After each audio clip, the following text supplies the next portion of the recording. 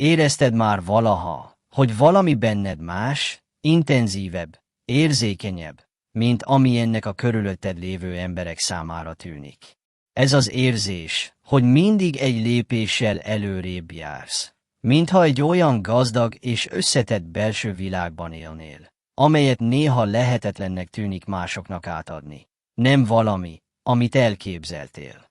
Valóságos, mélyreható, és életed minden aspektusára hatással van olyan módon, amit kevesen értenek meg igazán. Ez az érzékenység nem csupán egy részlet, mintha az érzelmi antennád mindig be lenne kapcsolva. Minden árnyalatot, minden finom rezgés felfogna, ami a legtöbb ember számára észrevétlen marad. A feszültségeket már a szavak kimondása előtt érzékeled. A hangulatingadozásokat láthatatlan hullámokként érzed, amelyek végig söpörnek a környezeteden, és gyakran úgy érzed, hogy nem a túl sok cselekedettől, hanem a sok minden elnyelődésétől kimerültél. Kapcsolataidat, döntéseidet, a világban való létmódodat folyamatosan alakítsa ez a képesség, hogy túllépsz a konvencionális határokon, ami egyszerre lehet rendkívüli ajándék és csendes súly, amelyet kevesen tudnak igazán felmérni. De vegyél egy mély lélegzetet, mert ma együtt fogjuk kibogozni ezt az élményt. Értsük meg, miért érzel olyan intenzíven, miért tűnik gyakran túl zajosnak a világ, miért fárasztanak ki a felszínes kapcsolatok, és mindenekelőtt fedezzük fel, hogy ez az érzékenységed nem hiba, hanem az elméd egy hihetetlen konfigurációja. Nem azért vagyok itt, hogy megjavítsalak vagy megváltoztassalak, hanem azért, hogy megmutassam, hogy a megértés az első lépés önmagad elfogadásához, és hogy a másság nem kevesebbet jelent, hanem mélyebben emberibbet. Egy mély érzelmi érzékenységgel rendelkező ember útja olyan, mint egy belső óceánban navigálni, ahol minden hullám emlékeket hordoz, minden áramlat érzelmeket szállít, és minden horizont olyan titkokat rejt, amelyeket csak te láthatsz. Nem csak hallgatod az embereket, hanem érzed is őket. Nem csak megfigyeled, hanem befogadod is őket. És ez a képesség, hogy ilyen mélyre merülj mások érzelmi univerzumába, egyszerre lehet áldás és hatalmas kihívás is. Képzeld el, hogy egy állandóan bekapcsolt rédár vagy, amely olyan érzelmi frekvenciákat vesz fel, amelyeket a legtöbben észre sem vesznek. Minden interakció nem csupán szóváltás, hanem teljes elmerülés a belső világban. Ez az érzékenység egyedülálló helyzetbe hoz. Finom következetlenségeket veszel észre, kimondatlan feszültségeket észlelsz. Felismered, ha valaki csak színészkedik ahelyett, hogy valóban jelen lennél. És mindez nem drámaian, hanem szinte sebészi pontosággal történik. A barátaid azt gondolhatják, hogy csendes és visszafogott vagy, de valójában érzelmi információk olyan rétegeit dolgozod fel, amelyek egyszerűen túlterhelnének bármely kevésbé kifinomult rendszert. A csended nem hiány, hanem koncentráció. A távolságtartásod nem elutasítás, hanem védelem. Az emberek gyakran azt gondolják, hogy akiknek kevés barátjuk van, azok biztosan magányosak, biztosan szenvednek a magánytól. De számodra a magány soha nem volt az igazi probléma. A probléma mindig is a felszínesség volt, az állandó alkalmazkodási kényszer, az intenzitás mérséklésének szükségessége, hogy beleférje az érzelmi terekbe, amelyek túl kicsik ahhoz, hogy valódi lényegedet befogadják. Nem a mennyiségre várt, hanem a mélységre. Nem akarod, hogy sokan ismerjenek, hanem hogy kevesen értsenek meg igazán. Az érzéseid képessége nem hiba, hanem egyedi konfiguráció. Még sokan úgy élik a napjaikat, mintha autopilóta üzemmódban lennének. Te folyamatosan figyelsz, feldolgozol, integrálsz. Minden beszélgetés nyomot hagy, minden interakció olyan, mint egy akvarellfestmény, ahol a színek sokáig keverednek, miután az ecsetet eltettük. Ez nem gyengeség, hanem egy kifinomult létezési mód a világban. Tudatában vagy annak, hogy az érzékenységed, amelyet gyakran problémának tekintettünk, valójában a legnagyobb erőd lehet. Hogyan alakulhat át ez a mély érzések képessége a kimerültség folyásából a kapcsolat és a megértés értékes eszközévé? Hamarosan bemutatjuk ezt az átalakulást, és szeretném, ha tudnád, hogy minden szó itt egy meghívás arra, hogy felismerd önmagad, elfogad önmagad, ünnepeld önmagad. Ha ezek közül a szavak közül bármelyik megérintett, ha úgy érezted, hogy valaki végre közvetlenül a lelkedhez szól, szeretnélek meghívni, hogy légy része ennek a közösségnek. Iratkozz fel a csatornára, hogy folytasd ezt az intim beszélgetést az emberi elméről. Írj egy hozzászólást, amelyben megosztod egy apró meglátásodat magadról, miközben engem hallgattál. Olyan lesz, mint egy első néma kézfogás, egy gesztus, amelyet végre megértettek. Itt vagyok, hallgatlak téged, sietség nélkül, minden tisztelettel, amit az érzékenységed megérdemel. Ez az érzékenység, amivel rendelkezel, nem csupán egy tulajdonság. Olyan, mintha egy másik operációs rendszer lenne telepítve benned. Míg a körülötted lévő emberek nyers szűrők segítségével navigálnak a világban, te egy rendkívül kifinomult érzékelési technológiával működsz. Minden interakció több, mint egy találkozás. Nem az irányításról van szó, hanem az érzelmi frekvenciák komplex cseréjéről, amelyet kevesen tudnak feltérképezni. Nem te választottad, hogy ilyen legyél, egyszerűen azzal a képességgel születtél, hogy a világot a hétköznapokon túlmutató módon érezd. Amikor empataként beszélünk, nem valami romantikus vagy felszínes dologra utalunk. Egy olyan idegi konfigurációról beszélünk, amely olyan sebességgel és mélységben dolgozza fel az érzelmi információkat, ami a legtöbb embert megijesztené. Nem csak arra figyelsz, amit az emberek mondanak, hanem azt is észreveszed, amit nem mondanak ki. Észleled a szavak közötti réseket, a jelentéssel teli szüneteket, a verbális diskurzusnak ellentmondó gesztusokat. Mintha egy belső rédár lenne folyamatosan kalibrálva, hogy rögzítse az emberi tapasztalatok legfinomabb árnyalatait. Ez a mély érzékelés képessége nem jár ingyen. Míg mások úgy élhetik át a társasági helyzeteket, mintha nyugodt vizeken hajóznának, számodra minden interakció olyan, mint egy viharos tengeren átkelni. Nem csak részt veszel egy beszélgetésben, hanem teljesen elmerülsz benne. Minden szó, minden hangnem, minden mikrokifejezés jelentésrétegekben kerül feldolgozásra, amelyek messze túlmutatnak a felszínen. És ez az állandó feldolgozás rendkívül kimerítő. Nem olyasmi, amit te választasz, hanem egyszerűen a belső rendszered működése.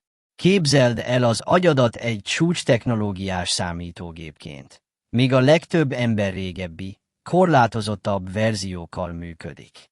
Érzelmi interferenciákat észlelsz, amelyeket mások nem vesznek észre. Már azelőtt érezheted a feszültséget egy környezetben, mielőtt bármilyen konfliktus kialakulna. Észreveszed, ha valaki színlel, ha elnyom egy érzelmet, ha vannak olyan jelentésrétegek, amelyeket nem szavakba öntesz. Ez a képesség nem díszes ajándék, hanem egy érzelmi túlélési eszköz, amelyet idővel fejlesztettél ki. De ez az érzékenység azt is jelenti, hogy minden interakcióért nagyon magas árat fizet. Minden társas találkozás nem csupán egy pillanatnyi csere, hanem egy teljes elmélyülés, amely teljesen kimerít.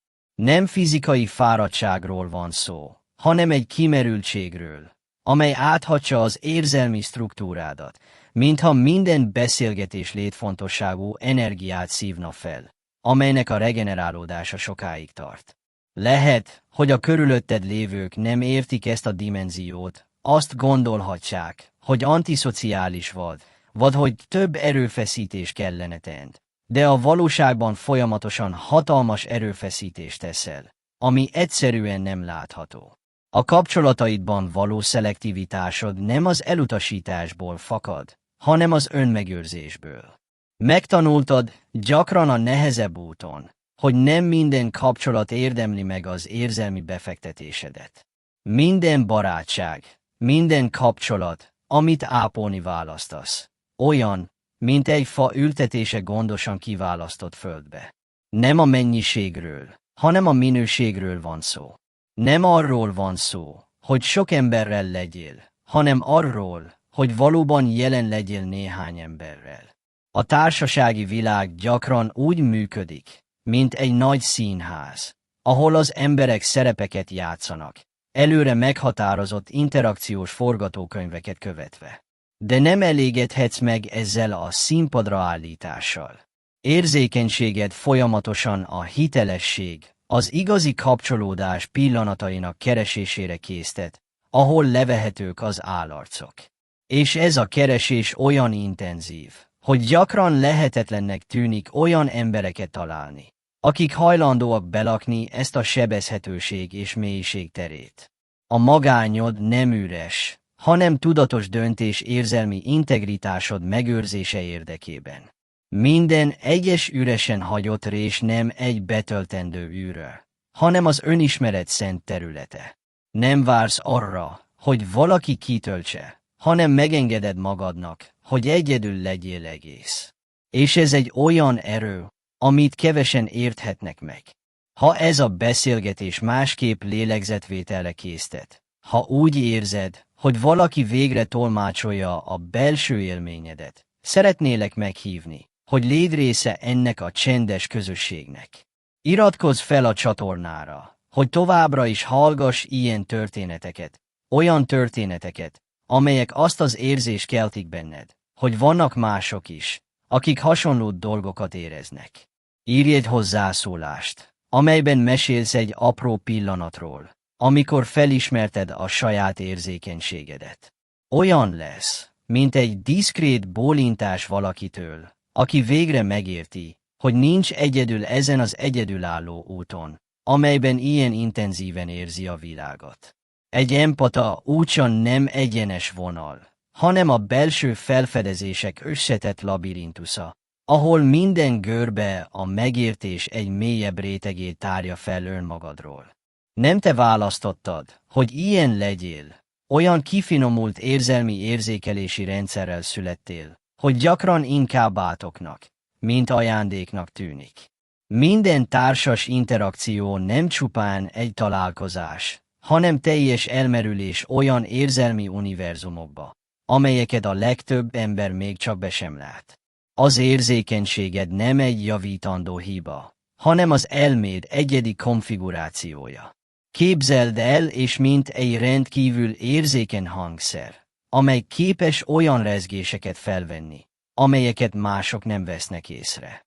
Nem csak hallasz, hanem érzel is. Nem csak megfigyelsz, hanem befogad is. Minden beszélgetés, minden környezet, minden kapcsolat mély nyomokat hagy, amelyek nem csak az emlékezetedbe, hanem a saját érzelmi struktúrádba is bevésődnek. Mintha minden élmény egy akvarell lenne, amely sokáig keveredik, miután az ecsetet eltetted. A kapcsolatok számodra soha nem a mennyiségről szóltak, hanem az abszolút minőségről. Nem sok kapcsolatra van szükséged, hanem igazi kapcsolatokra.